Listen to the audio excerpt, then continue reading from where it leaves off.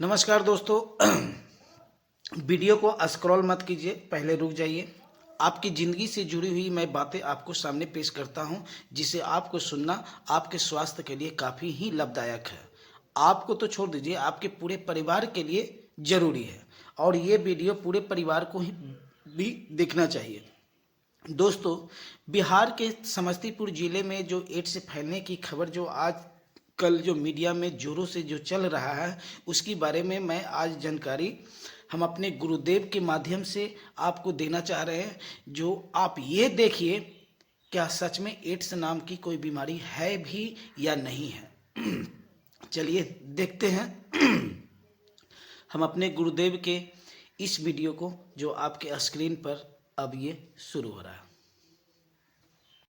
पिछले 3-4 दिन में कुछ खबरें आप देख रहे हैं, बिहार से खबरें आ रही, खबरें भयानक खबर है और खबर प्रोपेगेंडा मीडिया में कुछ इस तरह से चला जा रहा है। नवभारत टाइम्स की न्यूज है, बिहार में इतने एड्स पीड़ित बच्चे कहाँ क्यों मिल रहे हैं, या जी न्यूज का आप देखेंगे Sitamarhi HIV outbreak alarms India, या फिर आप देखेंगे एनडीटीवी का ब्रेकिंग न्यूज सीतामढ़ी में कहां से आ गए हजारों एचआईवी पॉजिटिव मरीज, ग्राउंड रिपोर्ट, और इसी तरह हिंदुस्तान में और इस तरह से अलग अलग प्रोपेगेंडा मीडिया में तो चल ही रहा है। माहौल भय का है, माहौल बच्चों से जुड़ा हुआ है।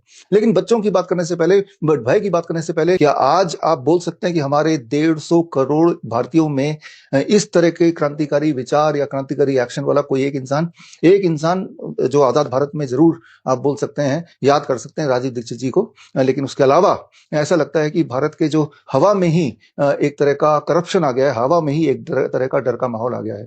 फिलहाल हम टॉपिक पे एक बार आ रहे हैं और टॉपिक तो यही है, आज का टॉपिक, इस वीडियो का टॉपिक, कि बिहार में एचआईवी एड्स की तादाद कई गुना बढ़ते हुए दिखाई दे रही है और उनमें काफी सारे बच्चे शामिल हैं। हजारों की तादाद में एचआईवी एड्स पॉजिटिव पेशेंट पाए जा रहे हैं। तो पहले इसकी थोड़ी सी पड़ताल कर लेते हैं। इस बात को थोड़ा गौर से आपको समझने की जरूरत है। गौर से समझने के लिए बस ये समझना जरूरी है, पहला क्वेश्चन, क्या एचआईवी एड्स नाम की कोई बीमारी होती है? क्या एचआईवी नाम का कोई वायरस है भी इस दुनिया में?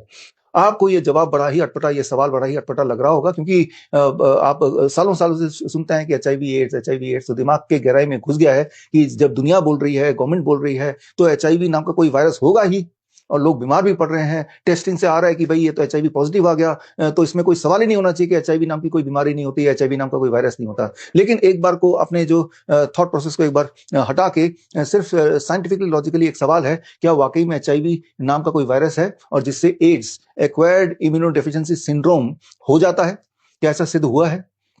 क्या आज तक ये सारी एचआईवी का जो खेल शुरू हुआ वो 1981 से शुरू हुआ, 1981 से लेके नाउ इट इज 2025, क्या आज तक एचआईवी नाम का कोई वायरस किसी ने पूरी दुनिया में आइसोलेट किया? क्या ऐसा कोई एक पेपर आप दिखा सकते हैं? The answer is no. ऐसा कोई पेपर ही नहीं है, आइसोलेट नहीं किया, क्योंकि जिस प्रकार, याद कीजिए, बचपन में छोटे में अक्सर डराने के लिए बड़े पेरेंट्स, दादी अम्मा, जब आप उनकी बात नहीं मानते तो बोल ही देते थे कि भाई बाहर मत जाओ, भूत आ जाएगा, दूध पी लो नहीं तो भूत आ जाएगा, पकड़ के ले जाएगा। और आप अपने बचपने में मान भी लेते थे कि जब ये सारे लोग भूत बोल रहे हैं और हमें एक काम करने से मना कर रहे हैं, काम करने को बोल रहे हैं, तो शायद भूत होगा ही।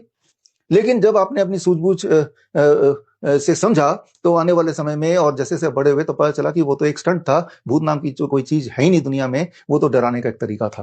अगर तो भूत है, तो अब आपको कोई बोलेगा कि भूत है, तो आप बोलेंगे सबूत लाके दिखाओ, कोई तो सबूत लाओ, कोई साइंटिफिक एविडेंस लाओ, और जब तक कोई साइंटिफिक एविडेंस देगा नहीं, आप मानेंगे नहीं। अब इसको कंपेयर कर लेते हैं एचआईवी एड्स वाले इस थ्योरी में। क्या एचआईवी नाम का कोई वायरस, एक बार फिर से पूछ रहा हूँ, क्या ऐसा कोई रिसर्च पेपर है जिससे साबित होता हो कि हाँ भाई इन्होंने एचआईवी नाम का कोई वायरस आइसोलेट किया? आपको जान के आश्चर्य होगा कि ऐसा कोई भी पेपर है ही नहीं। There is no paper as such. अब आते हैं दूसरे सवाल पे, अगर एचआईवी नाम का कोई वायरस नहीं है, तो एक इंसान से दूसरे में वो कैसे, एक इंसान को एचआईवी है, उसने किसी से इंटरकोर्स किया, उसको भी एचआईवी हो गया, ये कैसे पॉसिबल हो रहा है? या ब्लड ट्रांसफ्यूजन से कैसे दूसरे को एचआईवी हो रहा है, ये कैसे पॉसिबल हो रहा है? अगर आप इस थ्योरी पे विश्वास करते हैं, तो एक और सवाल मैं पूछता हूं कि मान लीजिए जिसको बोलती है दुनिया या डॉक्टर की इसको एचआईवी एड्स पाया गया, उसका ब्लड लेके अगर आप मेरे बॉडी में डाल देंगे, क्या मुझे एचआईवी एड्स हो जाएगा? क्या मैं भी एचआईवी पॉजिटिव आ जाऊंगा? The answer is no. बल्कि आज से कुछ साल पहले, to very precise 7 April 2018, that is World Health Day, उस दिन मैंने एक अनाउंसमेंट की थी और साथ में किताब रिलीज की थी। वो किताब की कॉपी मैं आपको दिखाता हूँ। This is the book, HIV AIDS the greatest lie of 21st century. ये किताब रिलीज की थी और साथ में मैंने एक चैलेंज भी रखा था, जो चैलेंज 2018 से लेकर अभी भी वो चैलेंज ऑन है। इस चीज को लगभग 8 साल हो भी गए।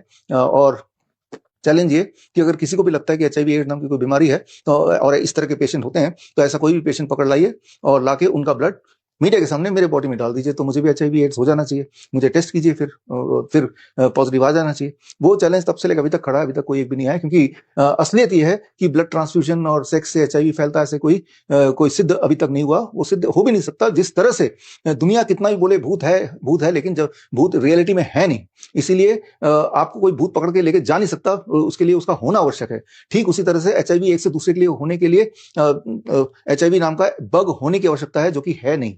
तो मैं फिर बोल रहा हूं कि एचआईवी नाम का कोई वायरस है ही नहीं इस दुनिया में। अगर आपको यकीन नहीं आ रहा तो सारे सबूत मैंने इस किताब में डाल दिया, और ये किताब आपको अगर पढ़ना है, हिंदी में है, इंग्लिश में है, 2018 में रिलीज की थी। स्क्रीन पे दिए हुए लिंक में जाके आप ये किताब फ्री डाउनलोड करके पढ़ सकते हैं, इसके सारे सबूत देख सकते हैं आप आंखों से। ये तो टेस्टिंग का खेल है। टेस्टिंग का खेल को समझाने के लिए टाइम टू टाइम मैंने कई सारी किताबें रिलीज की थी, और उसमें से एक किताब है naked truth of COVID test. इस किताब में मैंने एक एक्सपेरिमेंट मैंने किया कोविड टेस्ट की थ्योरी को समझाने के लिए। और थ्योरी कुछ ऐसे कि अगर आप 10 रैंडम आदमी ले लें रास्ते से, या 10 लिविंग क्रिएचर ले लें, जिसमें कुत्ते भी हो सकते हैं, बिल्ली हो सकती है, मक्खी हो सकते हैं, मच्छर हो सकते हैं, या कोई प्लांट हो सकता है, और उनके सैंपल लेके कोविड टेस्ट कराएंगे तो ऑन एवरेज एक कोविड पॉजिटिव आ ही जाएगा। तो ये एक गोटी का खेल होता है, वो खेल है। और अगर दोबारा से टेस्ट करेंगे तो वो दोबारा नेगेटिव भी आ जाएगा। तो एक रैंडम है। आपने देखा भी होगा सो कॉल्ड कोविड का जो खेल चल रहा था, उस वक्त एक बार पॉजिटिव आ रहे हैं और दोबारा जब टेस्ट कर रहे हैं वो उसी समय तो नेगेटिव भी आ रहे हैं, फिर दोबारा पॉजिटिव आ जा रहे हैं। तो वो टेस्टिंग का खेल है। टेस्ट के माध्यम से एक हेल्दी इंसान को साबित कर देना कि आपको कोविड हो गया, टेस्ट के माध्यम से आपको साबित कर देना आपको एचआईवी एड्स हो गया। तो मैं आपको ये बताना चाह रहा हूं कि जो आरटीपीसीआर टेस्ट किट है, उसको बेस बना के कभी एचएमपीवी के नाम पे डराते हैं, कभी कोविड का खेल करते हैं, तो कभी एचआईवी का खेल दोबारा से करने लग जाते हैं। ये टेस्ट इस तरह से काम करता है कि फॉर एग्जांपल अगर हम एचआईवी एड्स की बात करें, आप 100 सैंपल ले लें, 100 इंसान के सैंपल ले लें और उन सबका एचआईवी टेस्ट करा देंगे, तो करीब 1% से 2% लोग उसमें से कोई भी को एचआईवी पॉजिटिव दिख ही जाएगा। That's how the test is made. Even if उसमें कोई भी सिम्टम किसी भी तरह के ना हो तब भी दिख जाएगा। तो अब आप सोचते हैं कि भाई ये जो एचआईवी का खेल क्यों होता है, क्यों कोई करेगा? तो ये तो फ्री में लोग दवाइयां गवर्नमेंट बांटती है। दवाई का नाम है ART therapy, right, anti retroviral therapy, right. तो किसी भी चीज का ना आगे थेरेपी लगा दे तो लगता है कि हमें हेल्दी करने के लिए है, जबकि असलियत बात यह है कि एआरटी थेरेपी में जो एंटीवायरल जो दवाइयां दी जाती हैं, वो दवाइयां आपको बीमार रखने के लिए दी जाती है। जब तक वो दवाई लेते रहेंगे तब तक आपके पेट में दर्द होगा, आपको हेलुसिनेशन होगा, आपको वीकनेस होगी, आपका हीमोग्लोबिन डाउन होगा, आपको डिप्रेशन के शिकार होंगे, बॉडी में दर्द रहेगा, और डॉक्टर बताएगा वो तो एचआईवी है ना आपके बॉडी में, वही ये कर रहा है, ये दवाई खाते रहो। और जिस दिन दवाई खानी बंद कर दी, धीरे धीरे ये सारे सिम्टम गायब हो जाएंगे। इस प्रकार के हमारे पास 1000 से ज्यादा ऐसे केसेस हैं जो हमारे डेटाबेस में हैं, जिनको एक बार जिनको पहले बता दिया कि आपको एचआईवी एड्स है, और एआरटी थेरेपी जिंदगी भर गवर्नमेंट के क्लिनिक से दवाइयां लेके खाना पड़ेगा जिंदगी भर।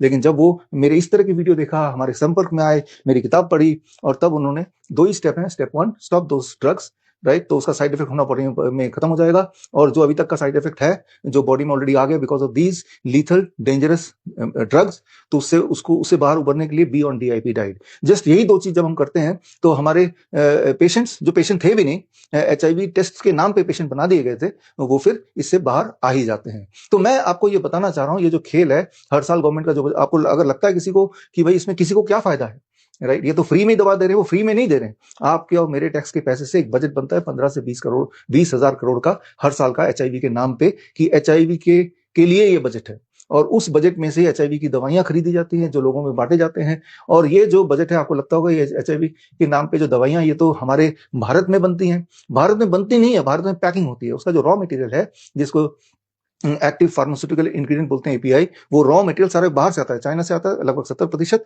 बाकी 25-30% बाकी देशों से आता है। यानी कि वो जो दवाइयां हैं वो बाहर से आती हैं। यानी कि हमारा भारत से एचआईवी के नाम से, एचआईवी के टेस्टिंग किट को खरीदने के नाम से करीब 15 से 20,000 करोड़ बाकी बड़े बड़े देशों में डिस्ट्रीब्यूट होता है। और वो खतरनाक जो दवाइयां हैं वो खिलाई जाती हैं। जब तक वो दवाई चलती रहेगी तब तक उसके बॉडी में इस तरह के सिम्टम्स होंगे जो एक्चुअली इम्यूनो डेफिशिएंसी सिम्टम्स के बराबर है, एक्वायर्ड इम्यूनो डेफिशिएंसी सिंड्रोम। अगर आपकी इम्यूनिटी लो हो जाती है तो जो सिम्टम्स होते हैं वही वाले सिम्टम होंगे, और डॉक्टर बोल देगा ये तो एचआईवी नाम का वायरस की वजह से, जिस तरह से बचपन में आपको बोल दिया गया था ये तो भूत आया था, राइट। मान लो आपके डैडी मम्मी चाहते नहीं कि एक पर्टिकुलर किताब आप ना पढ़ें, जो कि हो सकता है कि आपके हिसाब से हो ही ना, तो सुबह सुबह बोलेंगे मेरी वो किताब कहाँ है, वो बोल देंगे, या एक पर्टिकुलर खिलौने से आप ना खेलें तो बोल देंगे वो तो भूत आया था रात को, वो ले गया, और आप कन्विंस भी हो जाएंगे क्योंकि बड़े हैं, जो बोल रहे हैं सच ही बोल रहे होंगे। आप कभी नहीं बोलेंगे, पूछेंगे छोटे रहते वक्त कि आप सबूत दो कि भूत है, नहीं पूछेंगे, वो इसका एडवांटेज वो उठाते हैं। तो ठीक इसी तरह से HIV नाम की कोई वायरस है ही नहीं। और अगर किसी को फिर भी लग रहा है तो मैं तो अपने बोल रहा हूँ कि आप HIV, जिनको आपको लगता है HIV पॉजिटिव, वो लाओ, उनका ब्लड मेरे बॉडी में डालो, but the only condition is in front of the media. फिर आप टेस्ट कर लो, एक दिन बाद टेस्ट कर लो, 10 दिन बाद टेस्ट कर लो, कभी ना कभी तो मुझे भी HIV पॉजिटिव हो ही जाना चाहिए। नंबर 1। नंबर 2, कई बार लोग इसका दलील देंगे, नहीं नहीं अब हमें पता है कि HIV नाम का वायरस है और अगर हम डालेंगे जानबूझ के तो ये एथिकल नहीं है। तो एथिकल बात कर लेते हैं। तो एथिकल बात कैसे होगी? मेडिकल कम्युनिटी में यही होती है कि टेस्टिंग हम चूहों पे करते हैं, बिल्ली पे करते हैं, कुत्ते पे करते हैं, बंदर पे करते हैं। तो आप कोई भी HIV पेशेंट ले लीजिए, सो कॉल्ड HIV पेशेंट है नहीं वो, लेकिन उनको HIV का ठप्पा लगा दिया गया है। वो उनका ब्लड सैंपल लीजिए और किसी भी बंदर में, किसी भी चूहे में डाल दीजिए, और कुछ दिन बाद दोबारा टेस्ट कीजिए उस चूहे को, उस बंदर को, तो उसके बॉडी में HIV पॉजिटिव आना चाहिए जो पहले नेगेटिव आ रहा था। तो क्या ये वाला टेस्ट कर सकते हैं? क्या ये टेस्ट कभी किया गया है? कभी नहीं किया गया, ना कभी करेंगे, क्योंकि जैसे ये टेस्ट करेंगे तो एकदम से दूध का दूध पानी का पानी हो जाएगा, पूरी तरह से क्लियर हो जाएगा कि HIV नाम की कोई बीमारी है ही नहीं, और ये transmission from one person to other person ये हो ही नहीं सकता, क्योंकि उसके होने के लिए बग का होना जरूरी है, HIV नाम का एक्चुअल वायरस का होना जरूरी है, जो कि है ही नहीं। जो भी मैं बात बोल रहा हूँ उस बात को सारे मानने की आवश्यकता नहीं है, सारे सबूत इसमें दिए गए हैं, ये किताब पढ़ने की जरूरत है। और किताब में जब पढ़ेंगे और किसी भी सबूत से आप कन्विंस नहीं है तो कमेंट में आप लिखिए, I am ready to answer all your questions about this. तो यहाँ पे जो इस तरह के न्यूज आ रहे हैं, ये न्यूज कैसे बनेंगे? जिस तरह से अगर आज आप चाहे, ये सरकार चाहे कि हमारे देश में करीब 1 लाख नए कोविड केसेस अचानक आ गए हैं, सरकार को इतना करना पड़ेगा सिर्फ कि 10 लाख नए टेस्ट कर देंगे कोविड टेस्ट। क्योंकि कोविड टेस्ट का जो रेशियो हमने कैलकुलेट किया था अपने एक्सपेरिमेंट के बेसिस पर कि हर 10 में से एक टेस्ट कोविड पॉजिटिव आ ही जाता है रैंडमली।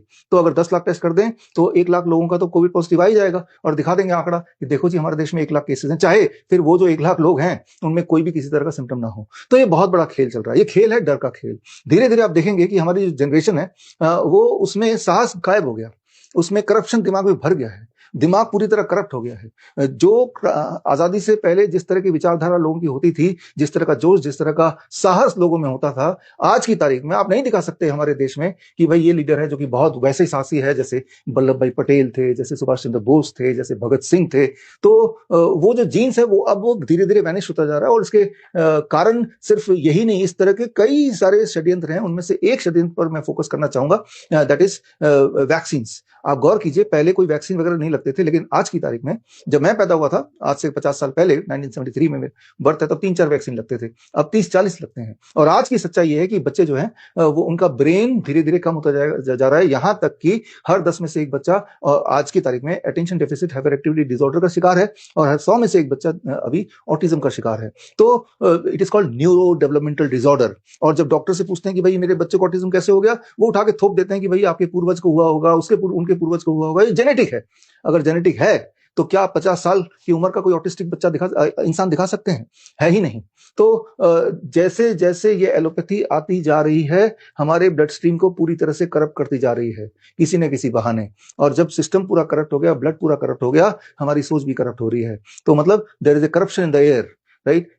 हवा में डर का माहौल, और जब आप डरेंगे तो आपकी सोचने की समझने की शक्ति बिल्कुल खत्म हो जाती है। जब आपकी सोचने से समझने की शक्ति खत्म हो जाती है तब आप गुलाम बन जाते हैं। तो यानी कि ये गुलामी की जिंदगी जी रहे हैं, अपने हिसाब से नहीं जी रहे हैं। अपने हिसाब से तो जी रहे थे वो शांति घोष, अपने हिसाब से जी रहे थे वो सुनीति चौधरी, जिन्होंने वही किया जो सही था, वो साहस दिखाया। लेकिन आज अनइमेजिनेबल है कि कोई बच्चा तो छोड़िए, कोई बड़ा भी इस तरह का साहस दिखा सकता है, because our blood has got corrupted. लेकिन इस खेल से हम बाहर निकल सकते हैं कैसे? थोड़ा अवेयरनेस करके। सिर्फ ब्लाइंडली इन न्यूज को देख के ऐसे ही मान लेना जरूरी नहीं है। You have to ask questions, you have to ask for evidence. सबूत दिखाइए, सबूत दिखाइए। अगली बार जब आपको कोई बोले HIV AIDS, where is the evidence? Evidence मैं दिखा रहा हूँ, इसको पढ़िए तो आपको पता चल जाएगा ये खेल। दोस्तों, कहने का मतलब ये है कि आपके शरीर में अगर कुछ बीमारियों का प्रवेश हुआ है तो 2-3 बातों पर ध्यान दें, आप बिल्कुल ही ठीक हो जाए। जी, पहला नंबर कि आप जितना हो सके उतना वसा युक्त भोजन कम करें। दूसरा नंबर कि जितना हो सके आप अधिक से अधिक सुबह में उठ कर के योग करना शुरू कर दें। तीसरा नंबर कि आप संध्या यानी बेड डूबने के बाद कोशिश करें कि कुछ नहीं खाएं। सुबह में जितना हो सके वो फलों का सेवन करें। दोस्तों, अगर मेरी वीडियो आपको अच्छी लगती है तो इस छोटे से ग्रामीण चिकित्सक को आप सपोर्ट करें। आपको सपोर्ट करने के वजह से ही मैं आगे बढ़ पाता हूं और अच्छी अच्छी वीडियो हम अपने समाज और देश दुनिया को लेकर के आपके सामने आता हूं, ताकि आपके घर में कोई बीमार नहीं पड़े। दोस्तों, आप हमें सपोर्ट करेंगे तभी मैं आगे बढ़ूंगा, मेरा हौसला आगे बढ़ेगा। इसी के साथ मैं अपनी बात को समाप्त करता हूं। जय हिंद, जय भारत।